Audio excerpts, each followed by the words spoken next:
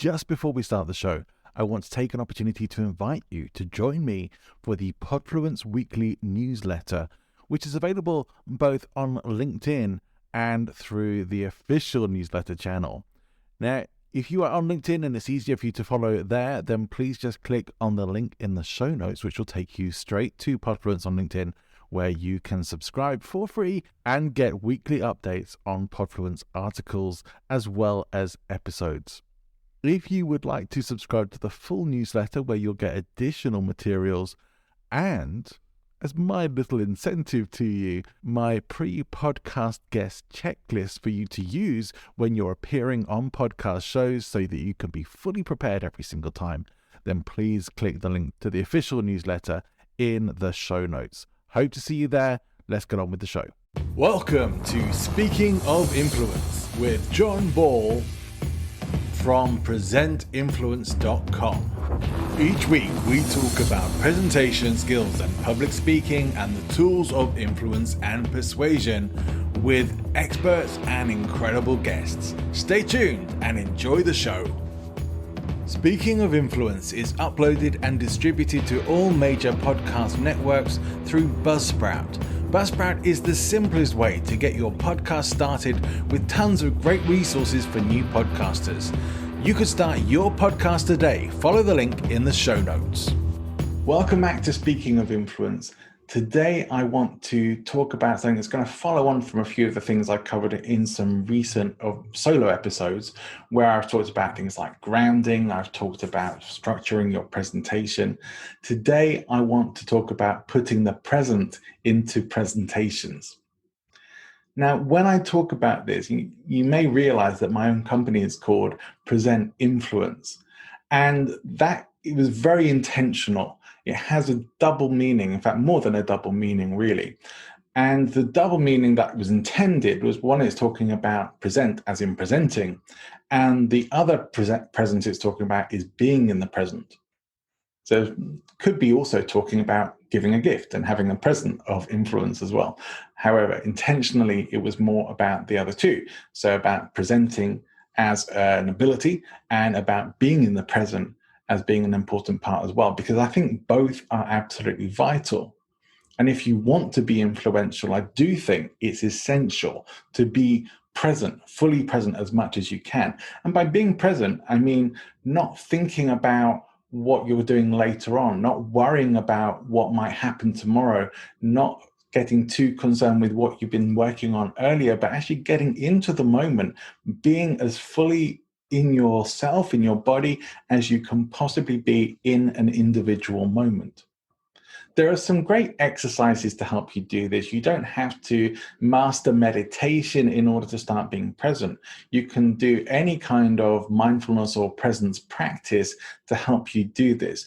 I do personally find that some breathing techniques, just focusing on your breathing, can help you to get more in your body. Just shutting down all the chatter in our heads from time to time is always going to be beneficial. In fact, the medical benefits of meditation are proven that it has a very positive effect on the brain and actually helps to grow the amygdala, our thought center. So it is a very important element to do. If you already do a meditation practice, great. I'd love to hear from you what that practice is, what you like in terms of meditation, or if you have some kind of mindfulness or focus. And that might be that you like something like yoga or Tai Chi or Qigong, where you have a very physically focused time where you have to be very present for those movements. You have to be focused, because if you start thinking about other things, you will lose the position, you will lose the flow of what you're doing. So anything that helps you to get very present and in your body, sometimes that could just be being very aware of what you're doing. Like right now, I am filming a video and I'm talking into a microphone. And so I'm not thinking about what's coming after the video, and I'm not thinking what happened just before it. I'm here right now talking to you, and that's fully where my attention is. Although having even just mentioned those things does start to take your mind in those directions. So it is a real challenge to keep yourself fully present and in the moment. What happens when you're doing a presentation, though, is if you get into worrying about whether you're going to remember what you're saying or not, then you start to immediately become out of the present moment and you're more likely to fluster yourself and to actually make that happen. In order to be as fully present as possible, I think one of the things that really helps me, and it's been mentioned on other episodes of my podcast, some of the ones with my guests as well, is making sure that when you are speaking or presenting, that you're doing it for your audience. It's for them, it's for you. It's not for me. This is me channeling, hopefully, my gifts of my knowledge through to you, hopefully for your benefit, not for my gratification or for my ego. And when you take things from that kind of perspective, hopefully it allows you to be more present and in the moment and to get focused on what you're actually delivering and even some of the responses that you get. Now, there are some techniques that can be very useful for you when you're on stage to help you be and feel more present. One of them is called sometimes expanded awareness, Hakalao. You may hear it called different things. Essentially, it is just putting yourself into your peripheral vision and staying there, but not defocusing everything. So like I'm looking at the camera lens right now, and I'm very focused on the eye of the camera. And as I look at that, that would be my foveal vision. But if I allow myself to expand into the peripheral, I actually start to change my state. Now, if I put my hands by the side of my head, now I can see them on the screen, of course, but if I put the hands by the side of my head, I can also see my little fingers at least wiggling in the side, and that means I'm in my peripheral vision. If you can practice that state as regularly as possible, you're going to find that you're pretty much going to feel better, and it helps you to be more present. Foveal is a very focused state. Peripheral vision allows you to see a lot more of what's going on. If you have a big audience, you'll start to notice things with the audience. You're not going to be seeing clearly specific faces, but you are going to notice movement. You might notice rapport or even lack of it. You might also start to get more of an awareness of responsiveness or lack of responsiveness from your audience in general, and you're going to feel better about yourself, because really it's a state that is a great state for presenting in. It's a great state for learning in as well. It's a really useful state to practice as much of the time as possible. In fact, one thing I experience, because I do find that I do this most of the time, it's become more or less habitual for me with several years of practice under my belt, is going out and about. Even driving, walking, whatever it is, I notice more of what other people are doing, what's going on. Now, I'm not saying this makes me super safe or anything like that, but sometimes I'm able to avoid things, avoid potential dangers or bumping into people or things like that, because I have this more expanded awareness when I'm out and about. Also, generally, it helps me to feel better. I feel pretty relaxed and calm because of it too.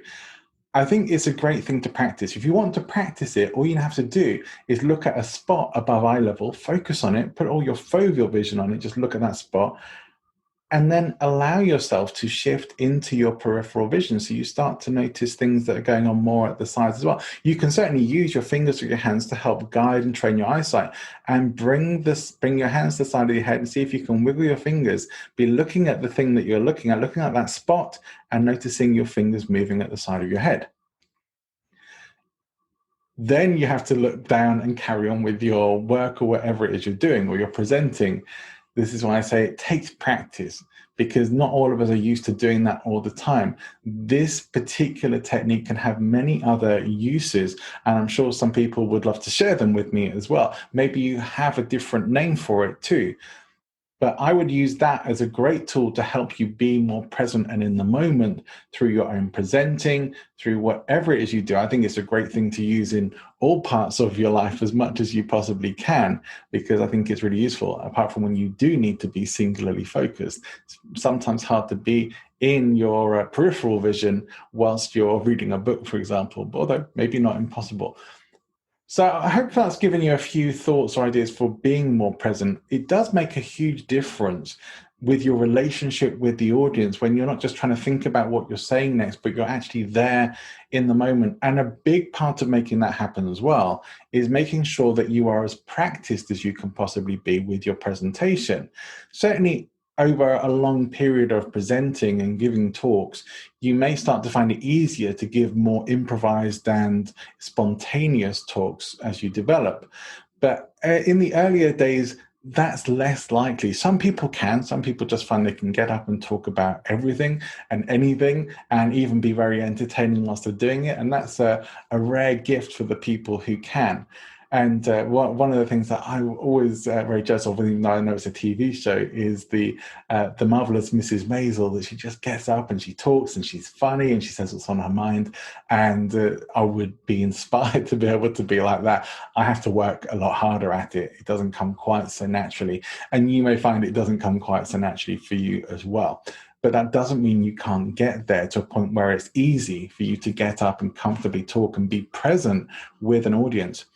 If you're really present in your one-to-one conversations or smaller groups as well, you'll find that you hear more of what's going on, that people feel that you're listening to them more. And I would add that in any relationship in your life, with your significant other, with family, with children especially, being fully present with them allows you to recognize that the quality of the time you spend together is far more important than the quantity of the time you spend together as well. Really listening and being present with each other is super valuable and one of the best gifts you can give. So it is the greatest present as well. I'll be back on Friday with my episode with Matthew Dix, which is all about storytelling. It's truly amazing. And for me, I feel it's one of the best podcast episodes I've ever recorded. So I'm looking forward to that. I hope you will be too. Make sure you check that out, download it, give it a listen. Make sure you give it a like. Please subscribe to the podcast if you haven't already done so. I've got lots of amazing guests lined up to come on the show as well, and many more who I'm setting up. I know that you're going to enjoy what's coming up soon on the show, as well as plenty more information just from me as well in these shorter episodes.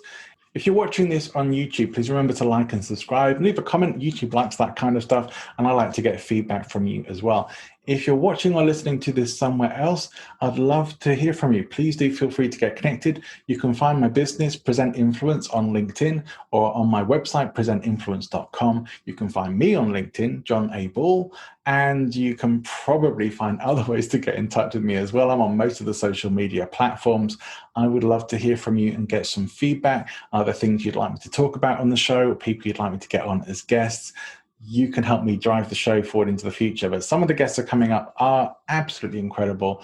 This week is a really amazing one. If you haven't checked out my episode from last week with Dana Farrant, talking about her life in a cult and how the cults control people and her escape from that and some of the effects that that's had further on into her life, please check that out. It was an incredible episode. And if you are interested in the darker side of influence and persuasion, I have a whole great series about that in the podcast. You can find the whole playlist on YouTube, and you can certainly find those episodes in the podcast playlist. Okay, I think that's enough from me. So I'm back again on Friday with the amazing interview with Matthew Dix, and more from me next week. Check out my daily videos on LinkedIn and YouTube as well, and I'll see you soon. I hope you've enjoyed this episode. If you have, please make sure to like and subscribe and come back for more great episodes and chats with amazing people. If you think you'd be a good guest for the podcast, or you know someone who would, or you think I'd be a good guest for your podcast, please feel free to get in touch. You can email me, john@presentinfluence.com. If you think I'd be a good speaker for your event, or you'd like to learn more about public speaking, presentation skills, whether that's online or in person, creating online products and services, video content, having clarity, confidence, and charisma in all of doing that, then please shoot me an email or visit my website, presentinfluence.com, and I'll see you there.